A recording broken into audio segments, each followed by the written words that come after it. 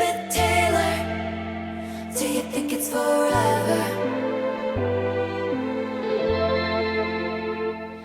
That view of Portofino was on my mind when you called me at the Plaza Athénée. Ooh, oftentimes it doesn't feel so glamorous to be me.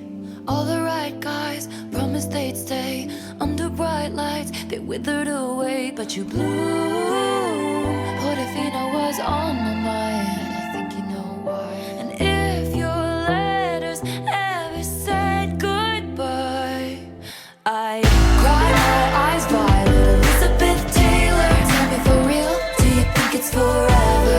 Number one, but I never had to. And I can't have fun if I can't help being high and wild. Thought that it would be okay at first. The situation could be saved, of course, but they'd already picked out your grave and hers. Beware the wrath of mass crusade. Guys, I have to show you this ambiance. Look, it's a little skeleton band. Look how cute. And then there's little skeletons partying up in the window.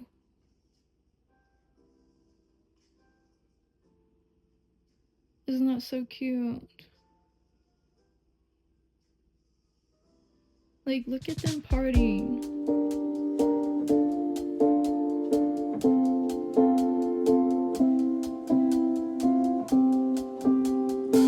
I heard you calling on the megaphone. You wanna see me all alone. As legend has it, you are quite the pyro. You light the match to watch it blow. And if you'd never called for me, I might have drowned in the melancholy. I swore my loyalty to me, myself, and I, right before you lit my sky up. All my friends are heathens, take it slow. Wait for them to ask you who you know. Please don't make any sudden moves. You don't know the half of the abuse. All my friends are heathens, take it slow. Wait for them to ask you who you know. Please don't make any sudden moves. You don't know the half of the abuse. Welcome to the room of people who have rooms of people that they loved one day docked away. Just because we check the guns at the door doesn't mean our brains will change from hand grenades. You love another psychopath sitting next to you. You love another murderer sitting next to you. You think I'd get here sitting next to you. But after all I've said, please don't forget. We just got book mail. We just got book mail. I wonder who it's from. I'm just kidding. I know who it's from because I personally ordered this and I used my $10 coupon on Mercari. So let's get into it, shall we? I was saving this for this particular video and this just arrived yesterday. Why are these so hard to open? I don't feel like going downstairs, so I have my little nail scissors.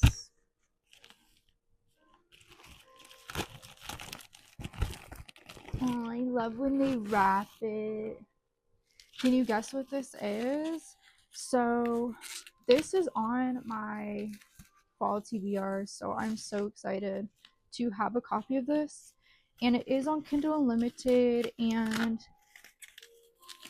you guys, I got this for like $7. Like, look how stunning. Look how stunning. Oh my god. Look at them. It's just beautiful. Ooh.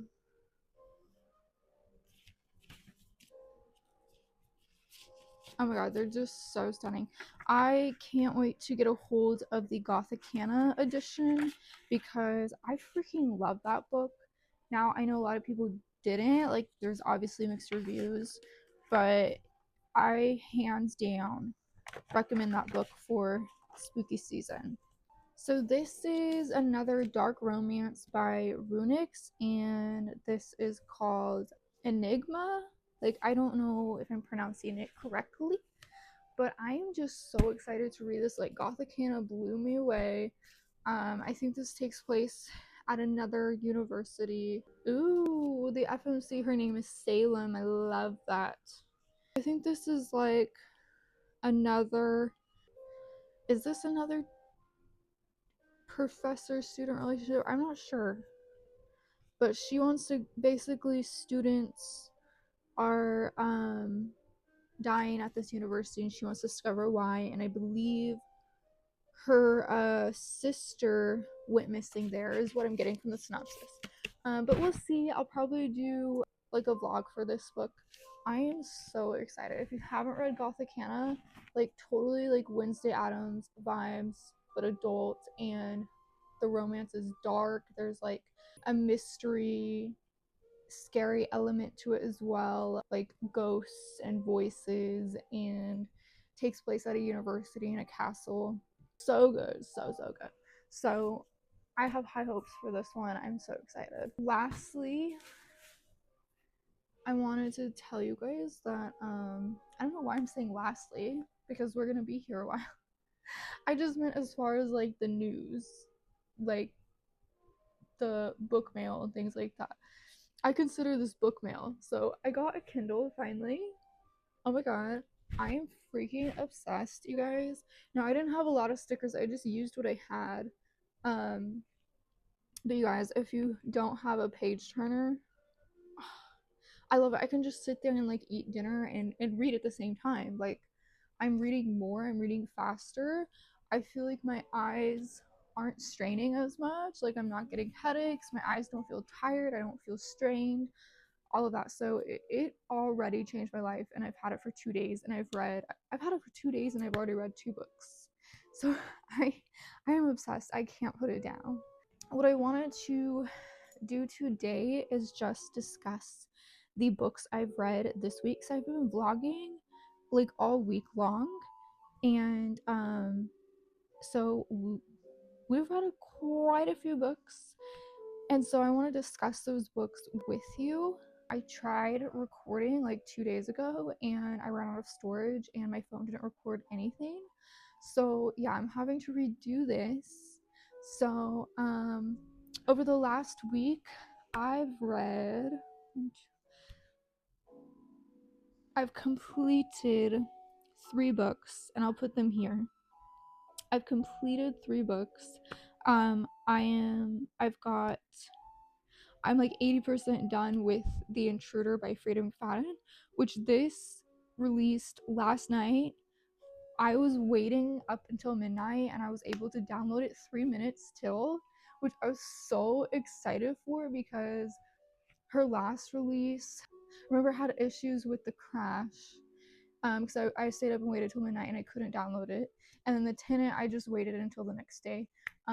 But this release, I was so excited to wait up until midnight and start reading.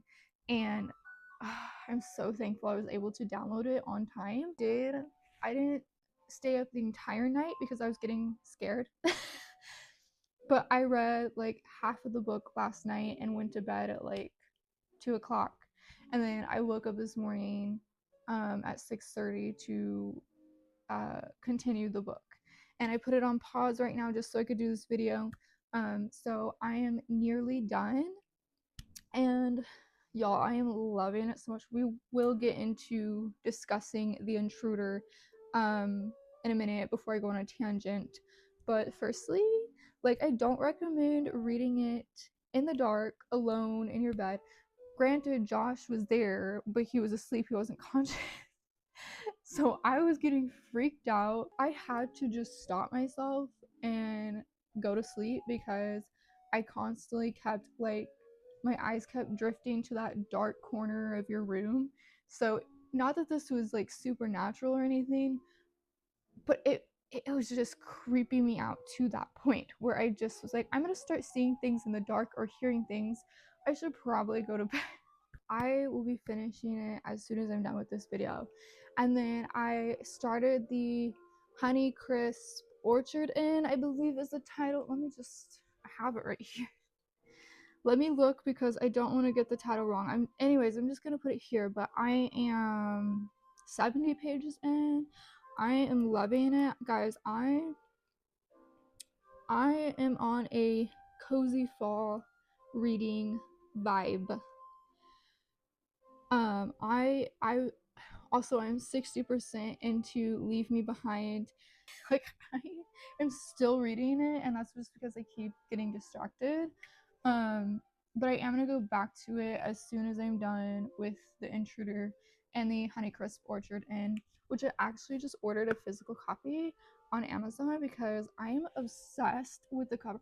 Honestly, it's probably like my favorite fall book that I've read this year. Like, I am so obsessed. Everyone is hyping about the Dream Harbor series, which I've read 2 books and they're cute and all, but I think everybody needs to be hyping up the Honeycrisp Orchard Inn. Like, I think that is a million times better than the Dream Harbor series. As far as I can't speak for the rest of the series, but the 2 books I've read already, Honeycrisp Orchard Inn like blows it out of the water. Like, it is so cozy, and like on the cover there's a pug in an orange jumpsuit. Okay, and it's childhood friends, 2 lovers, like they haven't seen each other in all these years, and Aiden had like this glow up kind of thing, and she ends up having to come into the inn because she gets fired and her boyfriend dumps her and she has nowhere to go. So she ends up like taking her mom up on the offer because they need help with the autumn festival and all that. And she's like, okay, I'm desperate to just find a place to live for the next couple of weeks. So she goes back to the inn and she gets to her at the inn, she has like her own like apartment suite set up at the inn. And she gets there and Aiden is there and he like opens the door and he's like half naked in a towel and had like this glow up and she can't stop staring at him. And then they're like forced to share the suite. Like, there's 2 bedrooms and then there's a kitchen, you know, and they end up having to share while she's staying there. So you guys, it is so good, so cozy. It takes place on this orchard farm. It's so cute. Like, there's a bakery. It's making me want to stop everything I'm doing and go hunt down an apple cider donut, because that's like a big thing here in this book, and I've never tried an apple cider donut. I'm like, I really want one now. Crisp Orchard Inn. And then I did finish Unlucky in Love, which I'm gonna put here. Same thing, everyone's obsessing over Dream Harbor. I'm like, why aren't you guys talking about Unlucky in Love and the Honeycrisp Orchard Inn? Now, Unlucky in Love is more like, it's fall, but it's more Halloween-ish. And I'm telling you guys, this is like the coziest book I've ever read. This had all the vibes, like every single page, like I just love the town. Like, it's all decorated for Halloween. Like, you feel like you're in a Halloween Hallmark movie or Halloween Town. Like, it's just so cozy. The main girl, she works at a bookstore called Plot Twist. What is it called? I always forget the name. Plot Twist Books. Hello. So she works at a bookstore called Plot Twist Books, and then the love interest, he owns a wood shop. Anyways, it was just so cozy. And then they meet at a Halloween party. They're both wearing masks, so it has like the Cinderella vibe. Anyways, I'll talk further about that. So yeah, currently 60% into Leave Me Behind, fixing to finish The Intruder, and then 70 pages into the Honeycrisp Orchard Inn. So I completed Unlucky in Love, The Wolf King, which we have not discussed yet, but I am telling you guys, I binged that book and it has been forever since a book consumed me in that way. Like The Wolf King seriously consumed, to the point I had to find the audiobook and listen to it while I was doing dishes. The Wolf King, Serpent and the Wings of Night, and Unlucky in Love. Unlucky in Love. No, I feel like there was one more. Oh, These Violent Ends. So I completed These Violent Ends, Serpent and the Wings of Night, The Wolf King, Unlucky in Love, and then current reads are Leave Me Behind, Honeycrisp Orchard Inn, and The Intruder. Whew, that's a mouthful. Okay, I'm trying to think how we're gonna do this, because I feel like this video is gonna be outrageously long. First and foremost, see, it didn't record me, so I don't know what I already got already. But my plans for October is next week I plan on doing a week-long readathon where I just read cozy fall romance books, because I'm telling you, I own a lot. First of all, I already own quite a few, and then I promised you guys that I would check out the cozy genre more, because remember how I said I wasn't sure if the genre was for me. I'm finding fall books are definitely for me.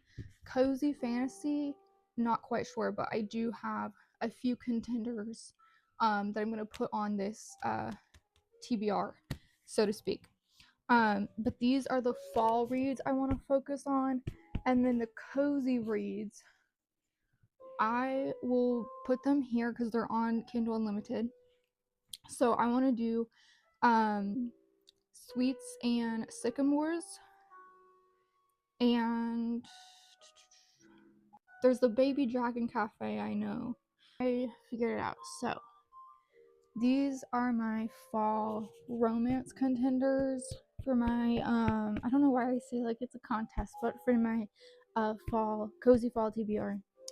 And then I plan on, not that I'll get to all these books. Okay, so I'm gonna put them here. So the Autumn Leaf Bookshop, the Baby Dragon Cafe, Cat Dragon, and Faking with the Faking. So those are gonna be like my cozy fantasy. So I plan on doing that next week, and then I do really want to do a 24-hour readathon challenge. Now, I know that I fail every time, but this time I am determined. I just saw Gavin Reads It All do a 24-hour vlog, and I was inspired, and I commented and I was like, Gav, like, what do you recommend? What is your advice on getting through this challenge? Because I fail every single time. I've tried taking naps and I never wake up, and he told me to try to stay active. So I'm considering, like, when I do this vlog, to maybe take some walks, I don't know, like run in place, do something, go do the dishes, just something to get me up. Now, this challenge is going to be difficult because we are in a 1-bedroom. Josh and I had the upstairs, and then Charlotte's got the downstairs and the living room. So I will be probably having to utilize my Kindle for most of this, because it's hard to keep the light on because I'm going to keep everybody up. So yeah, that's going to be the hard part. So I haven't decided, like, am I going like midnight to midnight or 1 to 1? Like, I haven't decided that yet. I gotta think this through. I gotta plan it in the best way I can, because evenings, I would say between like 5 to 9, it's chaotic. It's hard to sit down and read because I'm making dinner, I'm doing dishes, I'm doing laundry, I'm cleaning, whatever, bathing Charlotte, getting her ready for bed, taking Bella out, things like that. So I would say that window of time, it's very hard to settle down and read and focus. Also, I've got like 2 main reading spots in our home.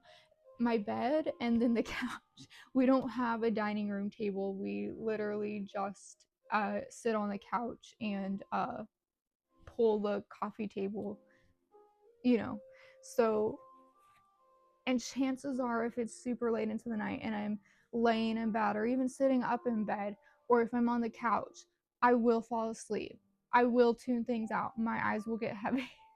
I will get tired. So if I have to stand up and read just to accomplish this challenge, that is what I'm going to do. If I have to sit in this chair and be uncomfortable and read in this chair, that is what I'm going to do. Because I desperately want to accomplish this challenge because I have so much on my TBR. And so I'm thinking of doing either 2 24-hour challenges or like cramming it into one weekend and doing a 48-hour challenge. If I do 48 hours, I will have to sleep is the problem. And I know myself, like if I sleep, there's a chance I may not wake up. So we'll have to see. And the reason being I want to do this is because October, November, December are my favorite months out of the year. This is my favorite time. This is like the time of year where I like to cram in everything I want to read before the end of the year. And so I have so much on my TBR I am trying to get through.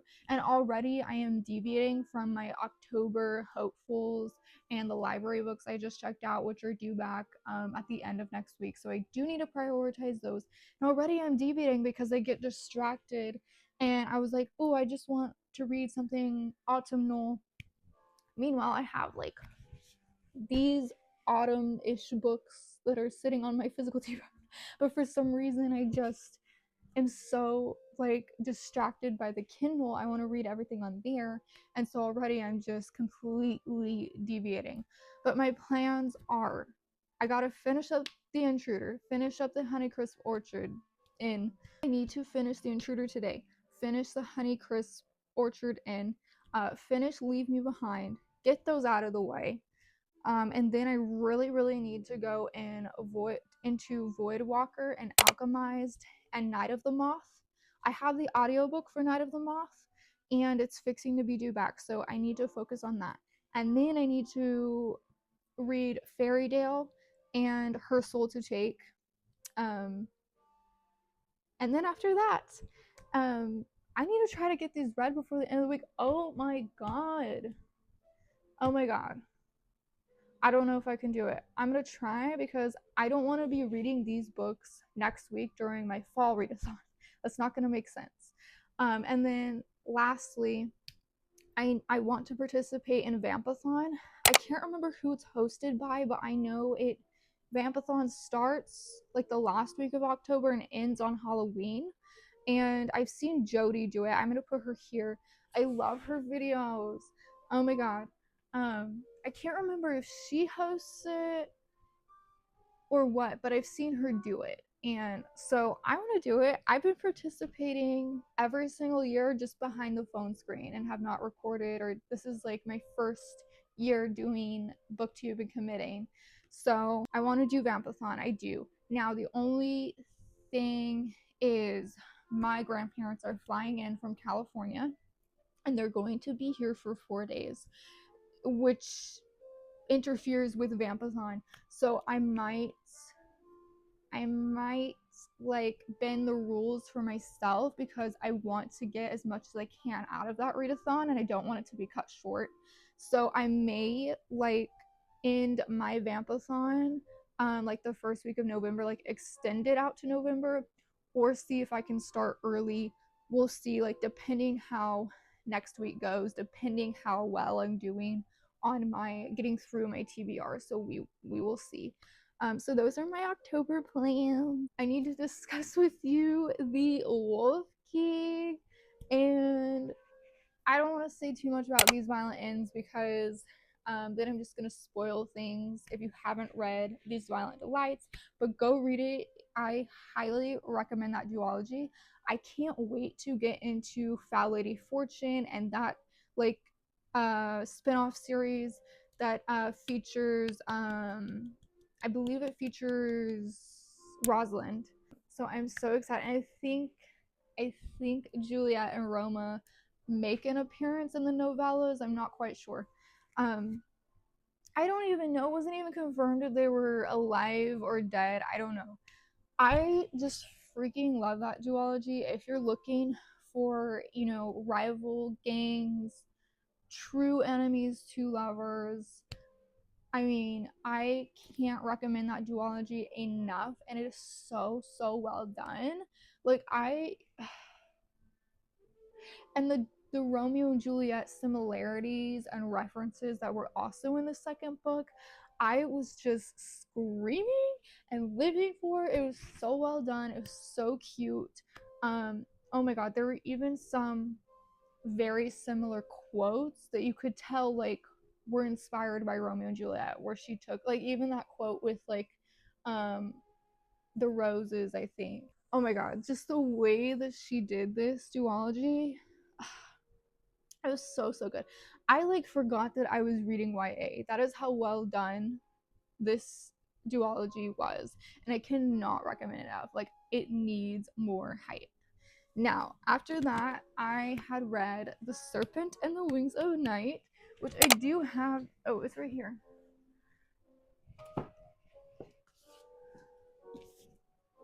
The Serpent and the Wings of Night is my new baby. Rain, oh my god.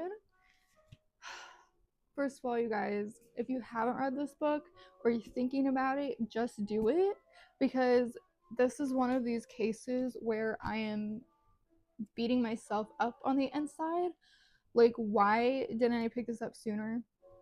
And this has been on my shelf when it came out, not when it was self-published. So she self-published and then it got traditionally published.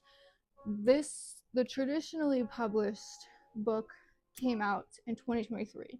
So this has been sitting on my shelf since then, and I had no like urge or desire to pick it up. Why not? Why not?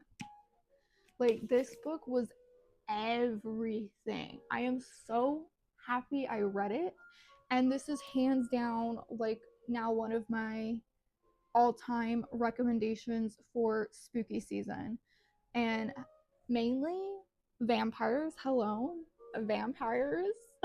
If you're gonna read anything this spooky season, check out The Serpent and the Wings of Night. Okay, now even for our trial fans, for like that trope, this has a trial in here. Now, I'm not opposed to trials or contests. I think it makes things interesting for sure. I don't actively seek out books with trials. I know Powerless is another one that has a trial. Haven't read it yet. I plan to do probably a vlog for the whole series, but I know people were like saying how much they loved that aspect of the book. So I know a lot of people love trials. I don't actively seek books out. Like, if it has a trial, okay, cool. If it doesn't, I'm still gonna read it probably. This was just so good. I'm trying to think of like the fastest and simplest way to explain this. First of all, Aurea is our FMC, and she's human, and she was taken in by a vampire king who raised her. Now she's participating in this trial because she wants to become a vampire. And what is the term? I can't remember, but I kept saying cruciatus because it just reminded me of that. I'm gonna put the word here, but it's what she wants to ask the goddess Nyaxia for her gift if she wins the trial. And basically what this does is she wants to be turned into a vampire, number one, and number two, she's going to ask to be her father's I'm saying cruciatus right now because I can't remember the term, the phrase. Basically, she will be bonded to her father, and like her powers will be bonded to him. And the reason being is because it is very risky for her to get turned into a vampire. Risky meaning like she could die. So she thinks this is like the best way to do so is win this contest.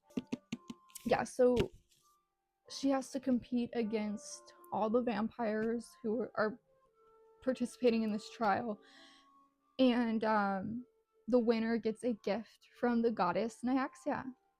So, and that is where she meets Rain, and they actually like end up teaming up and working together. Rain is literally one of the best MMCs I've ever read. Oh my god. And first of all, he's a vampire and he's got wings. There's something about MMCs that have wings that just does it for me. Like, I'm telling you, it just makes my little child whole new world Aladdin heart happy. I don't know. Every time the MMC has wings and picks her up and takes her out to fly, and like she can't fly, you know, it just does things to me. It just does things to me, you guys. Like, let me know if you understand what I'm trying to say here. This book had every single trope that I love. Like, even like her father's in command tortures her enemy and she stitches him up. Like, every single trope I love is in here. Enemies to lovers, like, the first time they meet, she literally stabs him. So, you guys, and he is so sweet to her. Like, I'm not gonna spoil anything, but I have to say the cave scene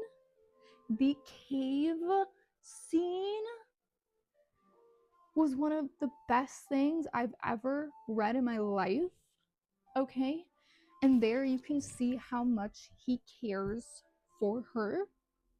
Like, he seriously was going to give up his life just to protect her. Oh my god. I didn't even tell you, like, this man, I'm gonna put a picture here. I was constantly just looking at the fan art as I was reading this book because Rain is something to look at, you guys. So he has wings, and they're red and black and feathery, and he's got red hair. I just love it. I just love it so much. So, in a nutshell, so this is like vampires versus humans. All right. In the vampire world, there are 3 different houses. There's the House of Night, which her father is the king of. And within the House of Night, you have 2 different clans, groups of vampires that basically fight for a place on the throne. So you have the Rishans and the Hiyaj. I know I'm butchering these words, but so Rain is Rishan, and then Araya's father is Hiyaj, and they both have wings, all right, but the difference is the Hiyaj have like leathery bat-like wings, and the Rishan have like beautiful like hunt wings. Like, they make me think of Crescent City. I was getting my Crescent City fix in here. I was. They are enemies, and they're constantly like battling each other.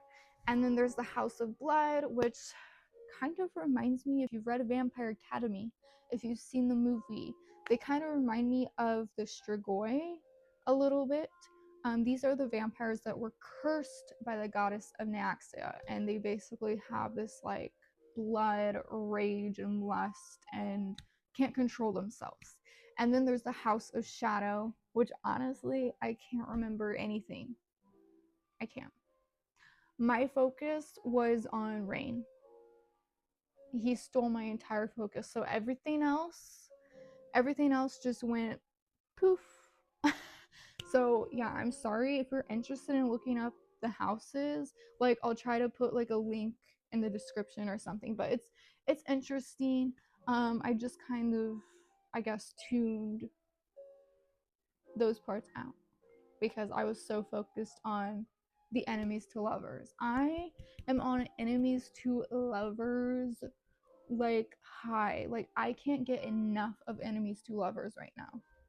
Also, like before all of this, I had just finished Rose and Chains by Julie Soto. Highly recommend for Hermione fans, like Draco. I think it was a fan fiction. I think it was I can't think of the name now. I'll put it here.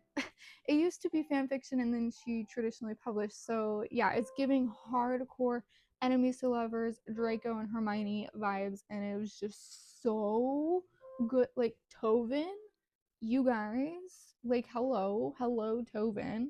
Like I cannot wait for the second book. And I'm going on a tangent again. So now we need to discuss the Wolf King. You guys, it has been forever since a book consumed me like that. Like I was in another world, literally. I didn't want to do anything but read The Wolf King. I didn't want to eat, I didn't want to sleep, I just wanted to read The Wolf King. I didn't read, of course I didn't read the synopsis. Hello. Of course I didn't. I'm kind of glad I didn't because I didn't realize going into this, first of all, this is a love triangle. And it is probably the best love triangle I've ever freaking read. It is so well done. So if you don't like love triangles, or if they stress you out, or if you're scared, just forget all that. Forget all that and still pick it up because I'm telling you, it is the best freaking love triangle I've ever read. I have never been so conflicted. I'm just kidding. I mean, I am conflicted because Callum is so good for her and he's such a good man. But I'm telling you, I am hands down a Blake girly. I'm hands down. And I am so obsessed with this book that I keep making TikToks. Like I just made one. I'll put it here. Oh my god. But it was like Callum says, as much as I'd like to feast on you, princess, I'll refrain. And then I was like, but Blake says, and then I think he was like, there are so many possibilities. Oh yeah, he was like, there are so many possibilities. Maybe I'll have her right in my face. I think you're going to be just as conflicted. I'm telling you. Now, I was all for Callum. I was. Like, there's nothing wrong with him. He's just too good.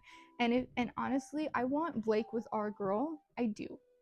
And this is why this book got 4.5 stars, is because I want her with Blake so bad. And I believe like we're gonna get more of him and them together in book 2, The Night Prince. So I will be reading that as soon as possible. I have so much to read. Whatever I don't finish this month is probably going to just go on my November TBR. You guys, I was all for Callum. I was. And then Blake walked in. And I felt like something was wrong with me. This was before I knew it was a love triangle. As I was reading, I was like, why am I liking Blake more than our main love interest? I was questioning that, like, what is wrong with me? Why am I into him?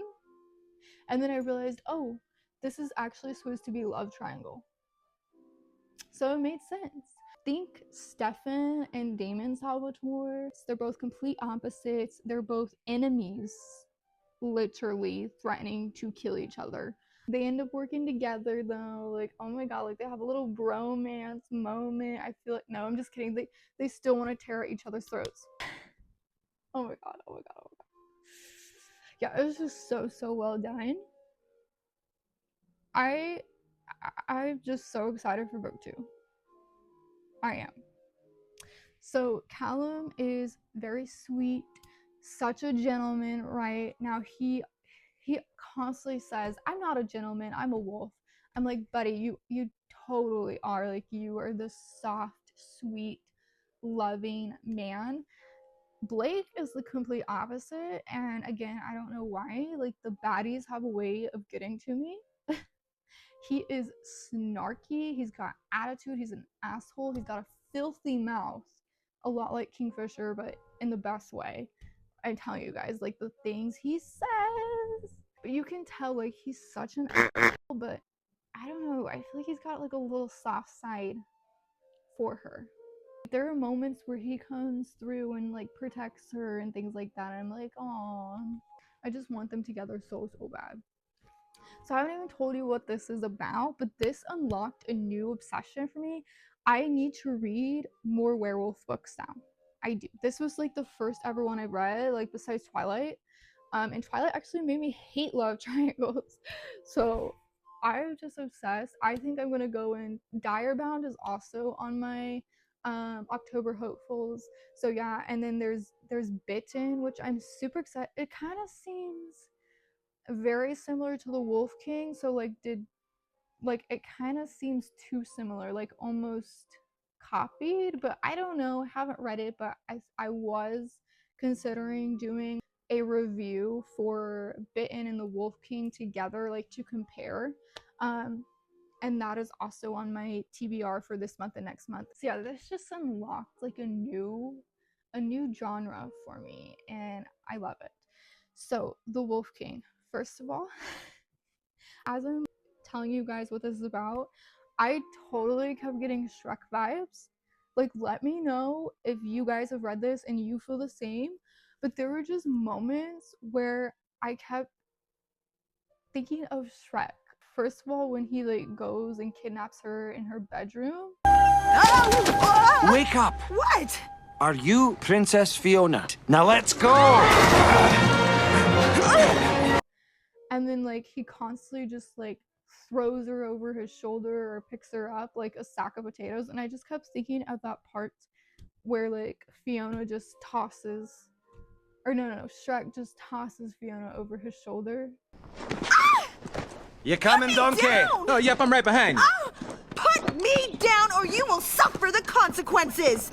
And it's just like carrying her along, and she's like kicking, and oh my god. And then also the whole journey to the Wolf Kingdom, like there's this whole part where they go on a journey like Shrek, and there's this like younger, smaller wolf, and he reminded me of Donkey and Shrek with Callum, and I can't think of his name now. But anyways, this book is like werewolves versus humans. Humans live in the south, werewolves live in the north, and Aurora is our main gal, and her father is the king of the humans, and she's the princess, and she's engaged to the most awful man ever, like the scum of the earth type of man named Sebastian. And she's not happy, and she's been treated like an object her whole life and has been controlled by men, and she's so tired of that and just wants freedom and independence and just wants to be her own woman. So the kingdom like pits werewolves against each other, and they call it dog fights.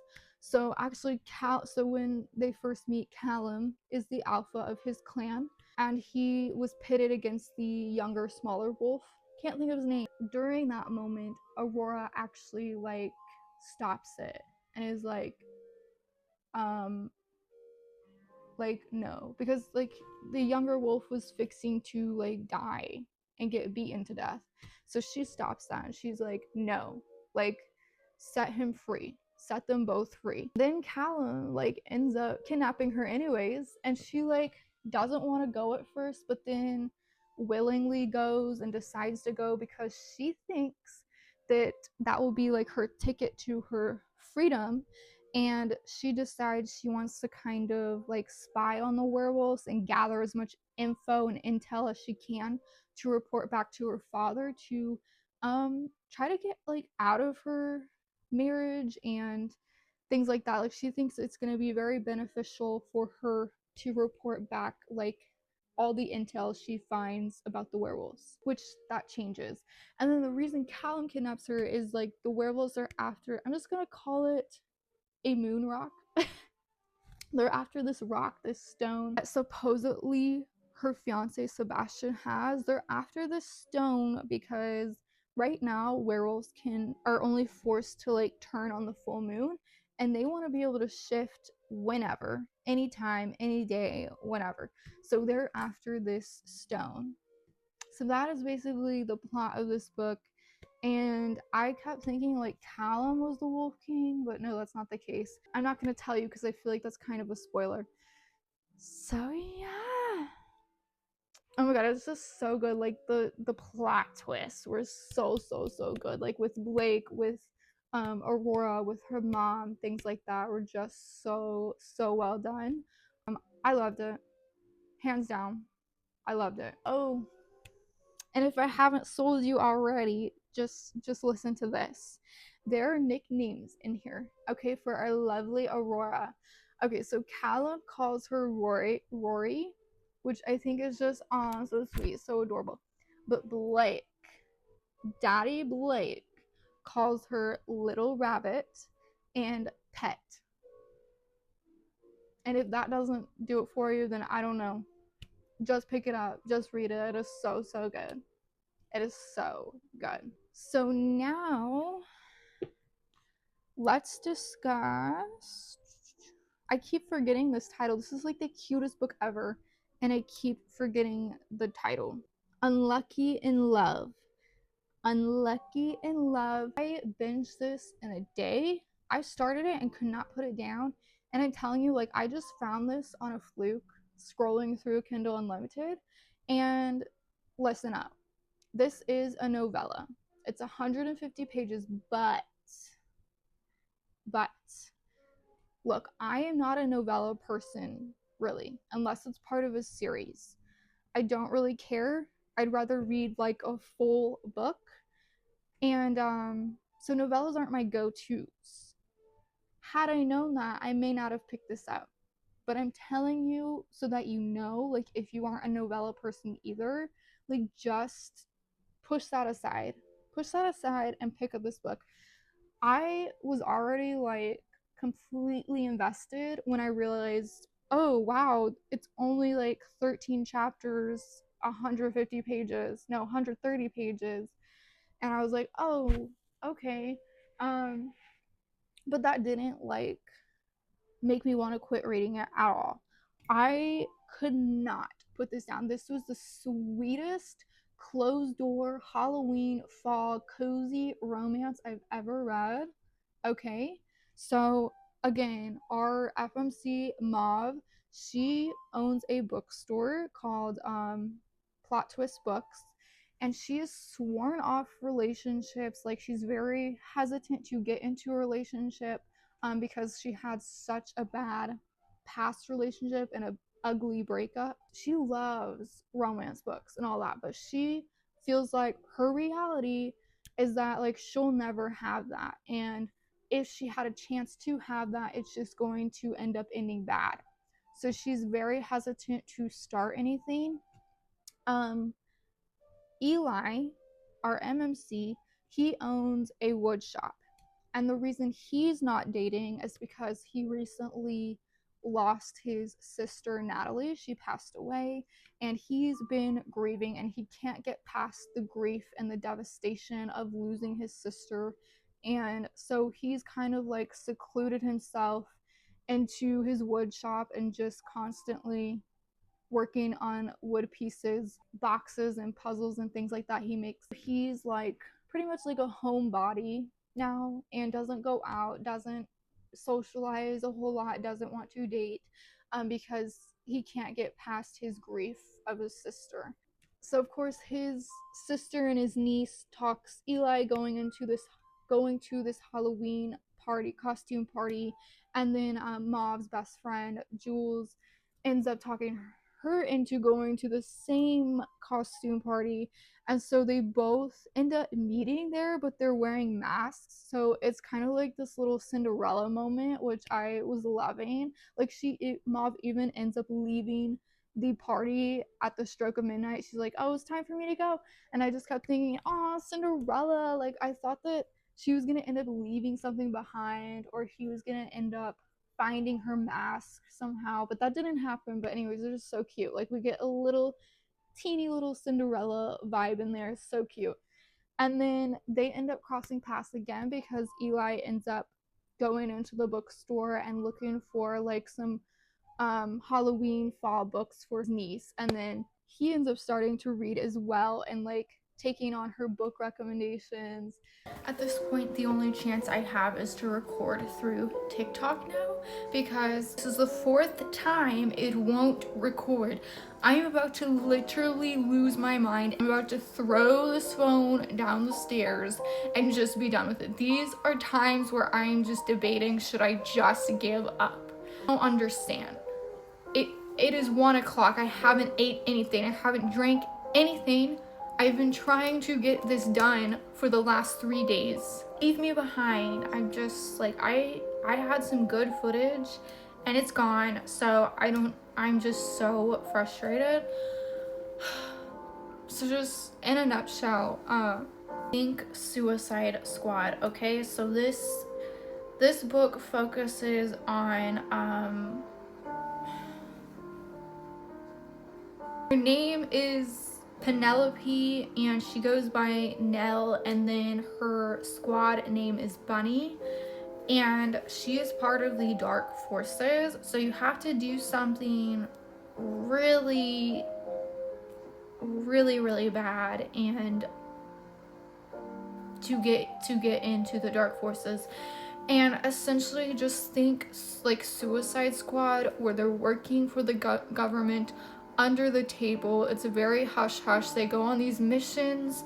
I kind of think of them as like assassins in a way. For each part of like a squad, a different squad, but part of like the Dark Forces is what they're called. So this book opens up with Nell and her squad, and they're on a mission, and her entire squad dies except her, and her sergeant dies. She was having like this secret relationship with him, and I don't really like him. I kind of think he came off as kind of controlling and possessive in a way.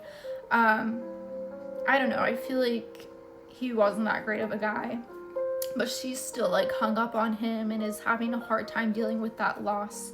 And so they're putting her in a new squad. So she's on an airplane going to California to meet her new squad, and she comes across, like, how ironic that it ends up where she's seated on the plane with 2 identical twin brothers, and she has the middle seat. And these brothers, one is the sergeant of her new squad, and one she will be partnering up with in the squad. Like, how funny is that, right? Like, what are the chances of that working out though, realistically? So I mean, for the book's sake, yeah. So the twin brothers, think Stefan and Damon Salvatore. Bradshaw, he goes by Bones, and he has the aisle seat when they first meet. He's in the aisle seat, and she notices like how like handsome he is, like panty dropping sexy, and he's got scars on his face, and instantly they have a moment because she's like struggling with her carry-on and like kind of trips or is about to fall, and he reaches out to steady her and puts his hand on her inner thigh, and instantly I was like, okay, this guy, you're gonna end up with this guy. And then his twin has the window seat, Stefan, Aaron is his name, and he's the opposite. He's very friendly and sweet and kind of flirty. Doesn't have like that dark, tormented vibe that Bradshaw has. And she actually ends up like flirting with him and hitting it off with him, and I was like, wait, like I swear you and Bradshaw just had a moment. So she ends up going to the club with Stefan, aka Aaron, and her goal is to land a one-night stand with him and just have one last night of pleasure, no strings attached, before she goes into, you know, back into the Dark Forces and meets her new squad. And the entire time at the club, she notices Bradshaw staring at her from across the club, like eating her up with his eyes, you know, looking at her in this animalistic, hungry way. So they end up actually going back and doing the tango, and yeah, and then like she goes and meets her squad and realizes like, oh crap, like the guy I screwed is now my new partner. and his brother is now my sergeant. And I don't know, I thought the beginning was really sweet. Like she tells him to leave after they're done, and she goes to take a shower, and he goes in the shower with her, and then they go out to eat together. Like, it's kind of sweet, kind of cute. At first he gets a burrito, and I'm like, girl, you should be taking this man to Taco Bell. Like, after drinking, after a good bang, you should be taking him to Taco Bell. But after they meet in the squad, he kind of like a light switch, he like his humanity's off. Because he turns into this like vicious, I'll do anything to get you off the squad, whether that means like literally ending your life type of vibe. Like I don't want to say enemies, but like, I hate you. Like, she wants to I will stay on the squad because she wants to get revenge on who the people that killed her squad. So she's like, I need to stay on this squad, like my life depends on it. And he's like, I want you off this squad if it means I have to end your life type of vibe. So they're like clashing, and they have to work together, but they're like so full of hate, but at the same time, like, hormones are rolling. Like, this man literally pins her down and knifes her to try to convince her to get off the squad. He literally almost throws her off a cliff and almost like leaves her behind on like a faux mock mission. I don't know what to call it. He is cruel and vicious, and he is filthy in the bedroom. Like, the smut. If you want sweet, soft, nice romance, get out of here, because this is far from that. I'm telling you, this is like Little Stranger dark, but not as dark, but still pretty right up there. Like, there's like blood play in here. It's very controlling, possessive, forceful. I think there's even some like choking and like knife scenes. You guys, it is dark. You can tell, like, I almost called him Malachi. You can tell Bradshaw has been through some dark stuff. He just seems so tormented on the inside, and you can tell like he's battling his emotions because he starts to care for her, and like, you can tell that he's got this kind of soft side on the inside for her. He's having a hard time like navigating that feeling, because he comes across as like this bad, vicious, cruel man. And Aaron's like the opposite. Like, this is why I say Stefan, because he's like the nice one, and Nell and Aaron develop like a friendship almost, and like they're flirty but they're friendly. It kind of reminded me, if you've read Silver Lee, it kind of reminded me, I think his name is Cain, and so that little love triangle, like, it reminded me of Cain and Rin, like how they're friendly and flirty, and they've got like a cute friendship going, and then they have a moment and it's just kind of weird, for me at least. So skip ahead if you... I don't really consider this a spoiler, first of all, because when the book opens up and she meets the twins, she's kind of vibing for both of them. I mean, it's kind of obvious. Maybe she'll end up with them both. Maybe. I was thinking she was gonna have a threesome, honestly. So it didn't surprise me. So spoiler, I guess, if you don't want to know this and you haven't read the book, just fast forward. It did not surprise me when Aaron and her, like, she played switcheroo with the brothers. Okay, this is why I'm going back to Little Stranger, because Aaron walks in on her and Bradshaw, and they do not stop. Bradshaw finishes and he leaves, and leaves her wanting and not satisfied, and Aaron offers to finish her. And I was just, I mean, I'm not surprised, but I wasn't expecting that to come from him, out of his mouth, because he's just been so caring and so sweet to her. So that is where I left off, is when she was getting no strings attached, satisfied by Aaron. But you can tell, like, I think she's starting to develop feelings for Bradshaw. It feels more for him than Aaron. Aaron's just like a friend type of situation. Yeah, this book is good. It's a good time. I'm not crazy about it enough to want to go out and buy a physical copy, but I'm just enjoying it. I'm enjoying the ride. Yeah. Okay, and now let's talk about The Intruder. This is like one of my most anticipated releases. I stayed up until midnight to download it on my Kindle and start reading it, and didn't know how it was gonna go because I remember when The Crash came out, I wasn't able to get it until the next day, and then The Tenant, I just didn't want to go through that again and like hype myself up just to not be able to read it, and so I just actually waited until 2 days after it was out to read it. But no, this one I stayed up, I was ready, and oh my god, I was able to download it 3 minutes before midnight. I was like jumping with joy. I was so excited, and immediately I dove into it. I was up until about 2 a.m. reading this book. I would have finished it, but I was getting scared. So I ended up having to cut myself off because it was to that point where I was finding my eyes drift to the dark corner of my room, just feeling like someone or something was there. Any single noise or creak or whatever, it was like getting to me. I was jumping, my heart was pounding.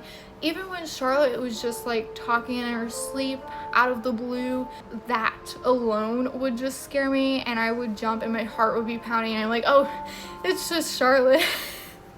And I'm like, okay, maybe I should go to sleep because if I read any more, I won't be able to get up and go to the bathroom. No, Josh is right there with me, but he's asleep, he's not conscious. So I was just, the psychological, mental terror of it all was getting to me. And it's not scary like in horror, a masked serial killer kind of thing. This is deeply psychological, and it can happen. It can happen, and that is the scary part of this book, and that is what makes me want to literally put bars on my windows and my doors. Because yeah, I should have known this going into it. Hello, like the title is called The Intruder, so you know somebody is going to invade on her space, intrude on her home and her property. So that in itself I should have been like, hey, maybe I should not read this in the middle of the night in the pitch black. Yeah, you guys, I was scared the minute she saw that face in the window. I like woke Josh up screaming. I was like, I can't. And then it just got creepier and unsettling. Oh my god, I don't want to spoil anything, but the bedtime story scene will stick with me forever. That is ingrained into my brain. I, like, even today, I just find myself, like, looking over my shoulder. I was deeply disturbed by that scene, okay? It gave me chills. Oh my god. I can't even tell you. So I only have 10 chapters. I am like 80% away. No, I don't know. I am nearly done. Like, I can finish this within the next hour or two. I have no clue where this book is going. I don't know about the plot twist. I keep thinking I'm getting there, and then nope. Freida takes me on another turn or another twist, and I'm like, I don't know where this book is going. I don't know how it's going to end. I don't know anything, but I'm having such a great time reading this book. It is so good. I want to say The Crash and The Tenant were good, not as good as this book, in my opinion. Like, I haven't read all of her books, but my favorite hands down is Ward D, and then right underneath that would be Never Lie. Nothing has been as good as Ward D or past Ward D, in my opinion. Now, The Intruder, I feel like is like neck and neck with how I feel with Never Lie. Like, it is that good. So I think I'm going to be giving it 4.75, possibly 5 stars. Yeah, just I never reread thrillers, Now, unless a movie comes out, maybe I'll reread it, like The Housemaid. But I just don't want to reread thrillers. But this one is really getting to me, and I am having the best time reading this. A lot like how I felt with Never Lie. Again, it's not quite how I feel about War D. War D's hands down my favorite. I don't think anything is as good as that. I really don't. Like, that is just my opinion. I don't recommend you reading it in the pitch black in the middle of the night, but if you want to and you're fine, then go ahead. I had to think of the facts here. I'm not gonna get up to go to the bathroom. I need to just go to sleep. Get Ella, Eleanor, and she is a middle school student.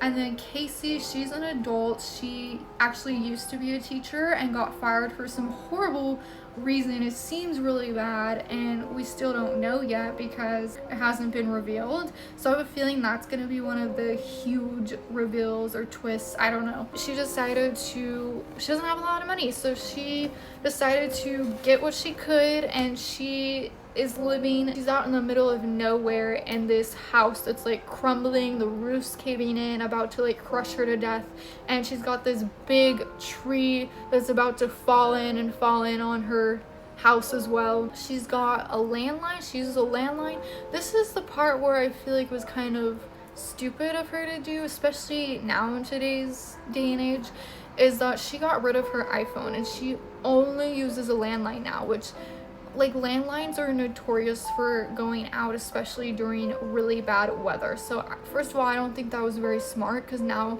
like, she can't even call the cops if something were to happen, which obviously something's gonna happen, right? So she's a single woman living, nothing against like all for like, you know, independent, strong women, but she is a single woman living alone in this falling down, collapsing house that she's renting, and her landlord is a piece of crap and keeps putting off fixing her roof, but constantly hits on her and stuff. Like, he's just the worst landlord. Like, we're dealing with that now. Hold on, I'll go back to that. But she's got a landline and like no phone, no service, no TV, and her closest neighbor is also in the middle of nowhere, but like 5 minutes away. They're fixing to have a giant storm, really, really bad storm, and she's worried that her roof is going to cave in and kill her.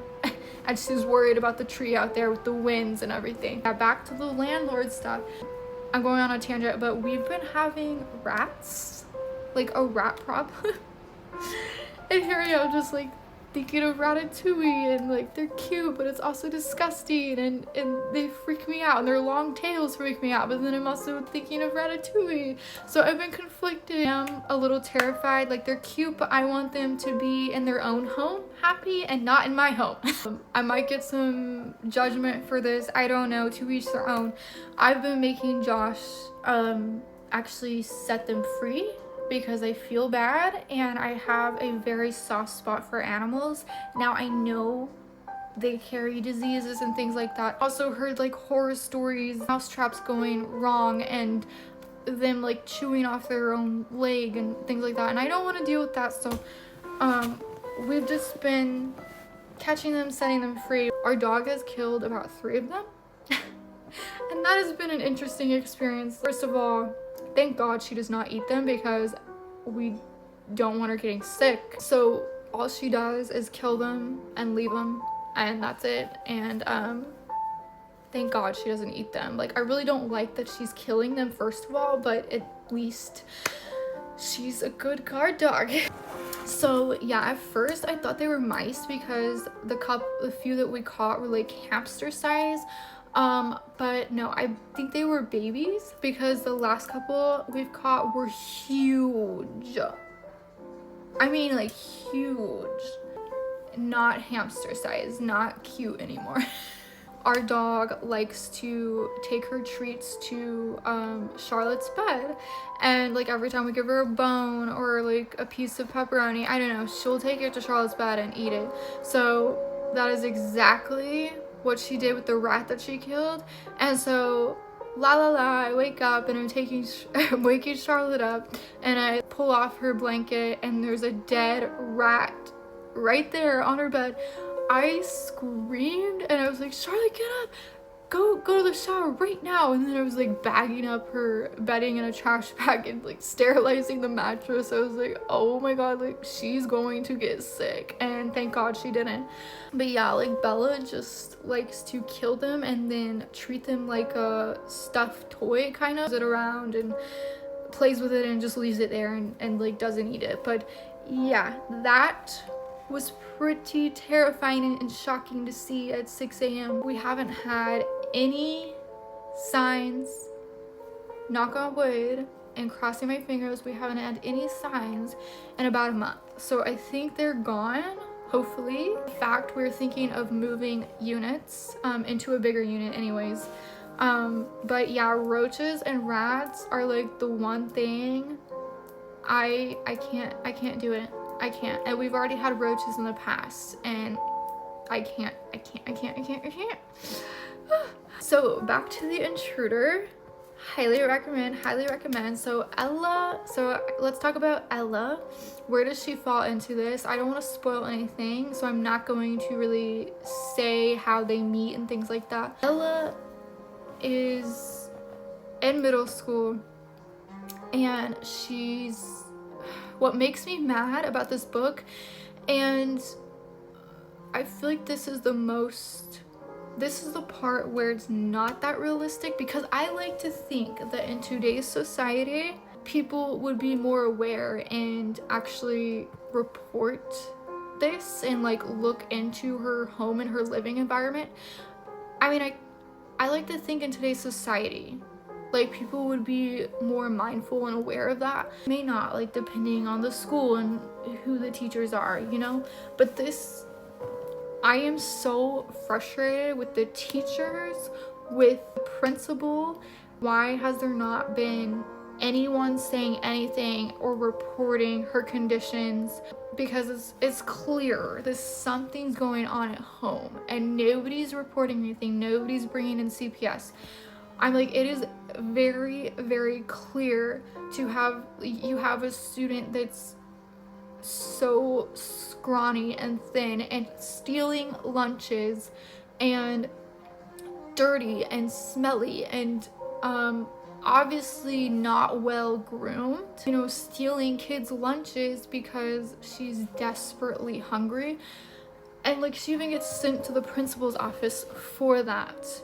And they like deny her lunch because she doesn't have lunch money, which I thought like schools are supposed to give you lunch regardless, like even if it's a sack lunch. But yeah, but they're like, oh, you can apply for free lunch, but like her mom won't let her. So I don't know, but it's concerning to me that nobody has said anything at all. Hope to God this is not happening to another child out there, you know, in today's world.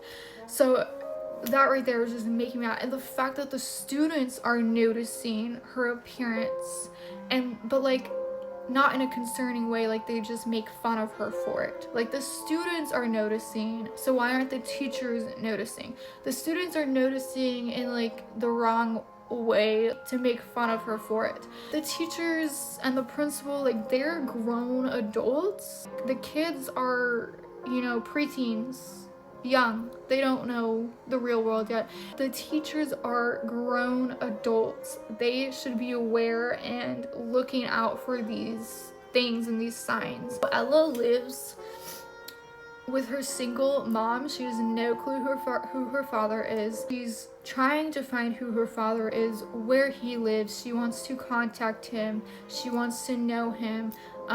She's never even seen a photo. Also, like, she doesn't even look like her mom. Like, they're opposites. They have different eye color and things like that. So I'm like, is she her real mom? That's my one question.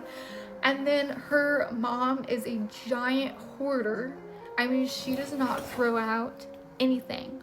Food, empty bottles, to the point where everything's just rotting and disgusting. Like, how?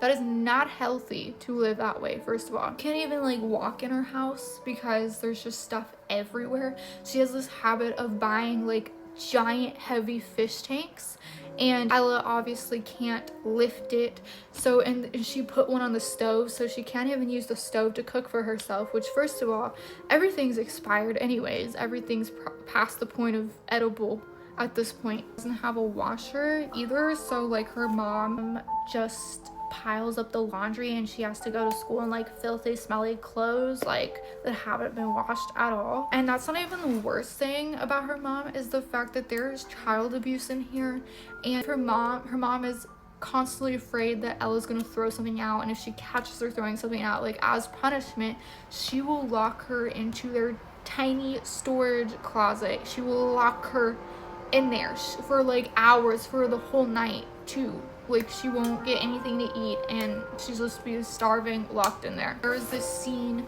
with some peaches and maggots and rotting pumpkins that'll stick with me forever, and I wanted to throw up reading that.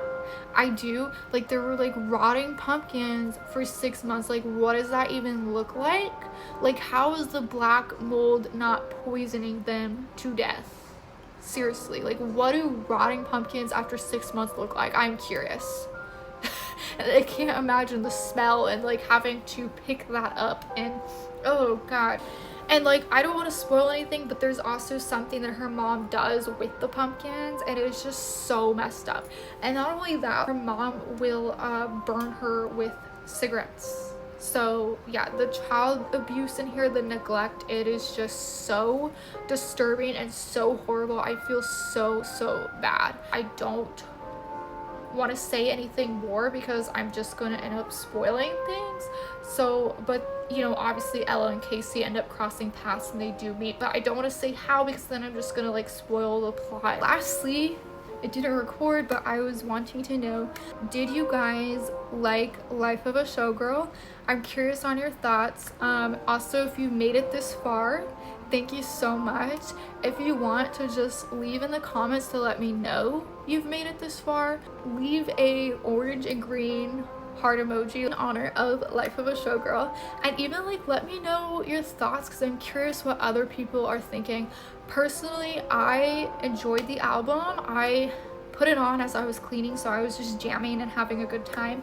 But now recently I've been seeing like some things on TikTok and some mixed opinions, and I'm trying to not let that make me rethink my feelings and how I initially felt. But I was having a good time. I was enjoying it. I honestly like this album more than her last one.